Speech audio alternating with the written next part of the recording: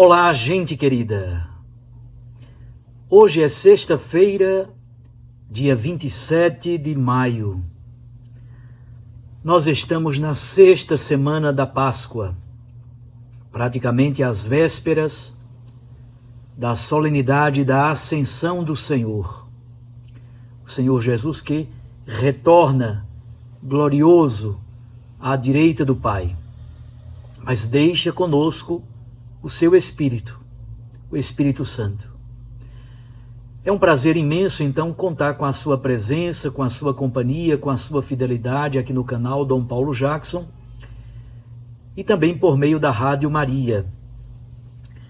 O texto do Evangelho de hoje retoma um versículo de ontem, por isso temos João 16, de 20 a 23a. Naquele tempo disse Jesus aos seus discípulos: em verdade vos digo, vós chorareis e vos lamentareis, mas o mundo se alegrará. Vós ficareis tristes, mas a vossa tristeza se transformará em alegria. A mulher, quando deve dar à luz, fica angustiada, porque chegou a sua hora. Mas depois que a criança nasceu, ela já não se lembra dos sofrimentos, por causa da alegria de um homem ter vindo ao mundo. Também vós agora sentis tristeza, mas eu hei de ver-vos novamente, e o vosso coração se alegrará. E ninguém pode tirar a vossa alegria. Naquele dia, não me perguntareis mais nada. Palavra da salvação. Glória a vós, Senhor.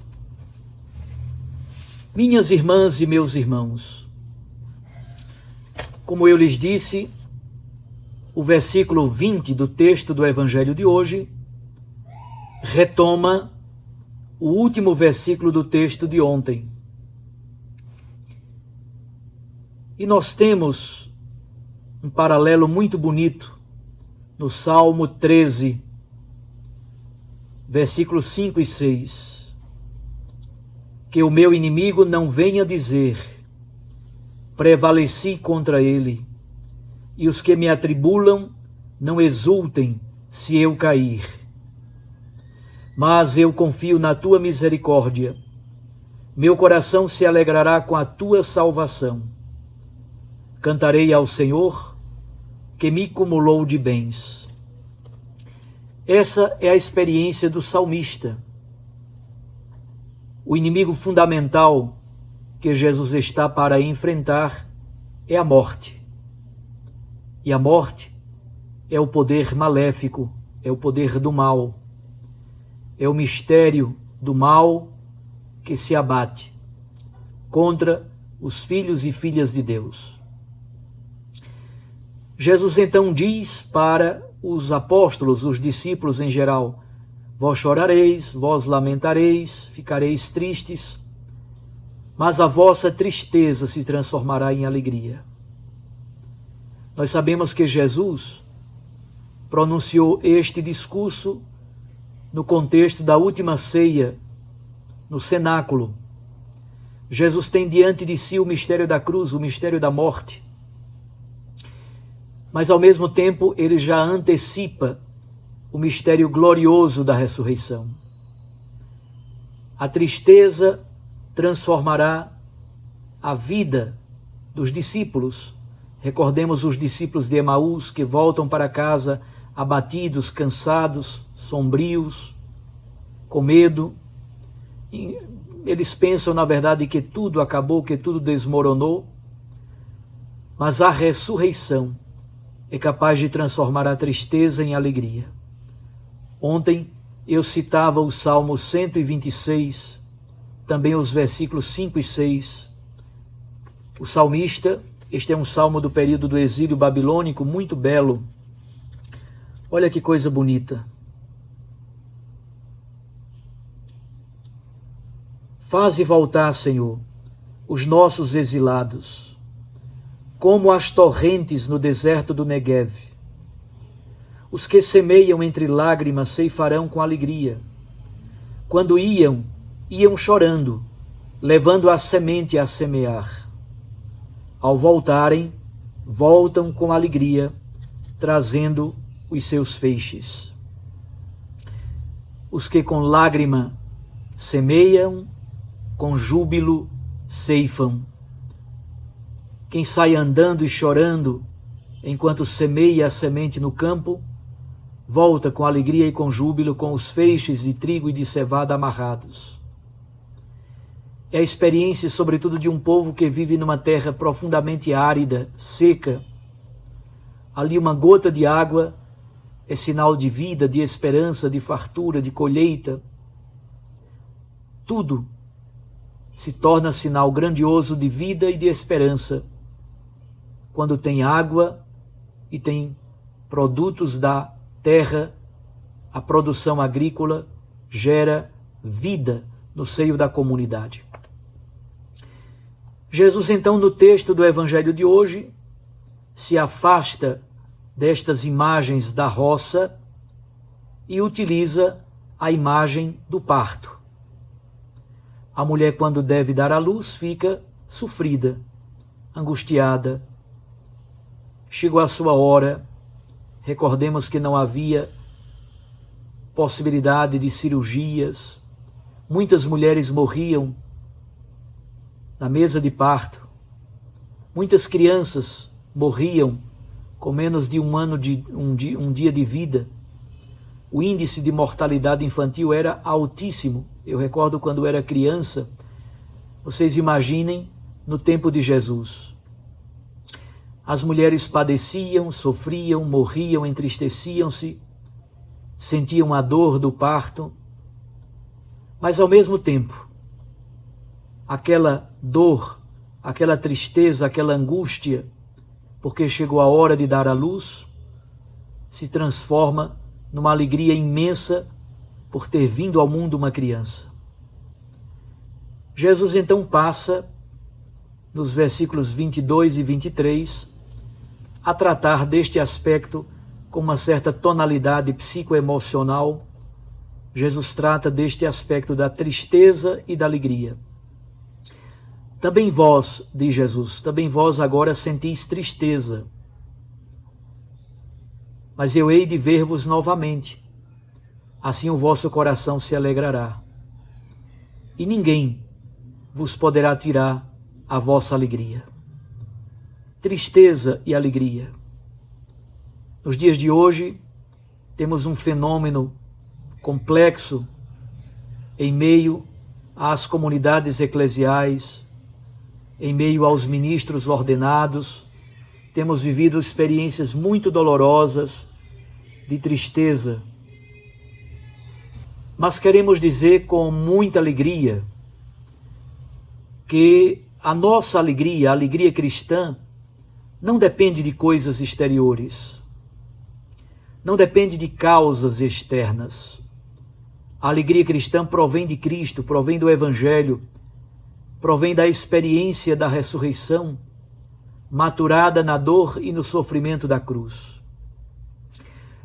Mas eu gostaria de lhes dizer uma palavra sobre as tristezas profundas que muitas pessoas estão vivendo. Há pessoas que mergulham em tristezas profundas e duradouras. A tristeza em si mesmo, um momento de tristeza, uma experiência de tristeza, isso é perfeitamente normal. Agora, quando uma pessoa mergulha numa experiência profunda e duradoura de tristeza, a família deve ficar bastante atenta. Quando uma pessoa fica deprimida, por exemplo, é uma tristeza profunda, duradoura e, na maioria das vezes, sem causa aparente, sem uma causa bastante clara. Algumas pessoas chegam à depressão. Aqui é importante ter clareza. A depressão não é sem vergonhice, nada disso. A depressão não é falta de oração. A depressão não é falta de Deus, nada disso. A depressão é um processo químico. Normalmente existe um gatilho psicoemocional. Pessoas que vivem experiências muito traumáticas, e esta experiência traumática psicoemocional desengatilha, desencadeia o processo químico. E muitas pessoas chegam a um nível tal de depressão que há, inclusive, perigo de suicídio. Como eu disse, é um processo químico, acontece exatamente no cérebro. O nosso organismo produz umas substâncias chamadas neurotransmissores. São substâncias químicas. Há, sobretudo, duas que são muito importantes. A serotonina. A serotonina atua em muitos aspectos, mas atua no equilíbrio do humor. A serotonina atua na memória, em relação ao aprendizado, à alimentação, ao desejo sexual, ao sono. Percebam que tem muitas funções. E há uma outra substância, um outro neurotransmissor chamado noradrenalina. A noradrenalina é responsável, por exemplo, pela excitação física, mental, pelo bom humor, o bom tônus do corpo. É responsável pelo prazer.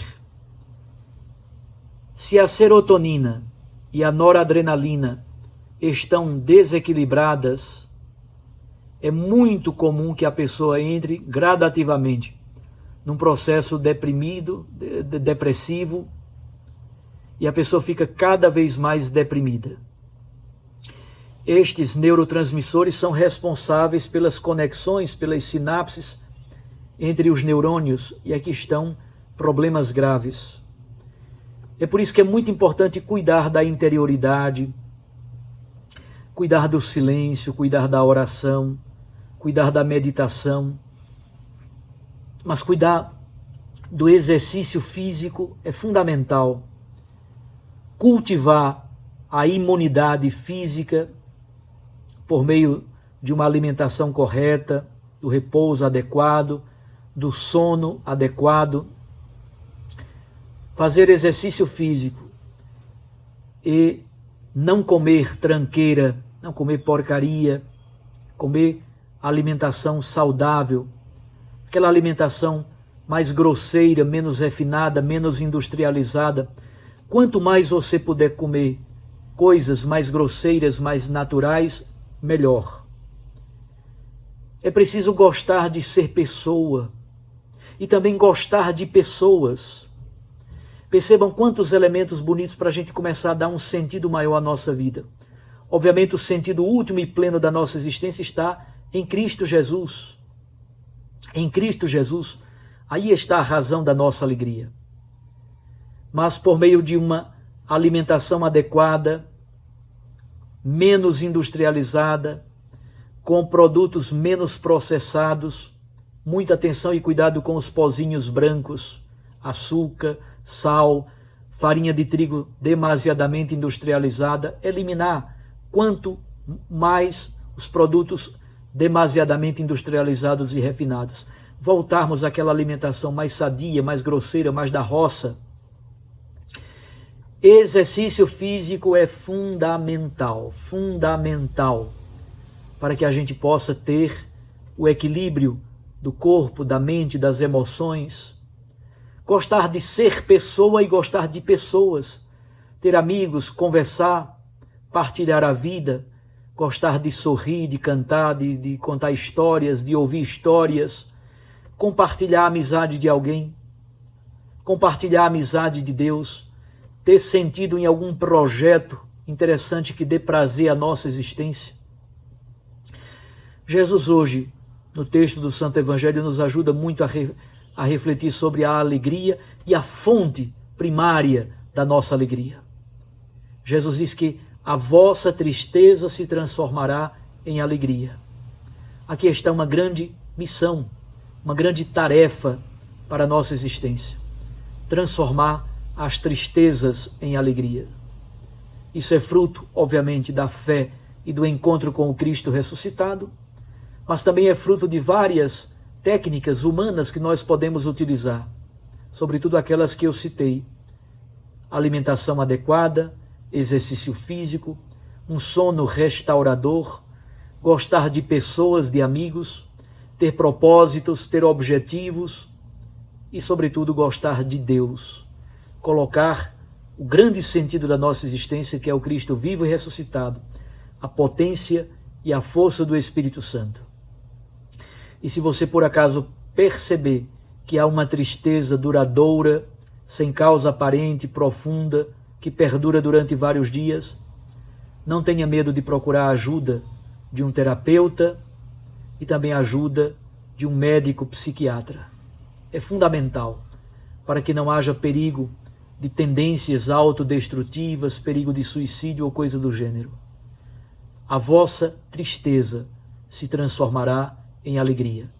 Quem semeia entre lágrimas carregará os feixes com júbilo, sorriso nos lábios, festa e alegria. Um abraço a você, fique com Deus e com sua Mãe Maria Santíssima. Eu os abençoo, em nome do Pai, e do Filho, e do Espírito Santo. Amém. Até amanhã, se Deus nos permitir.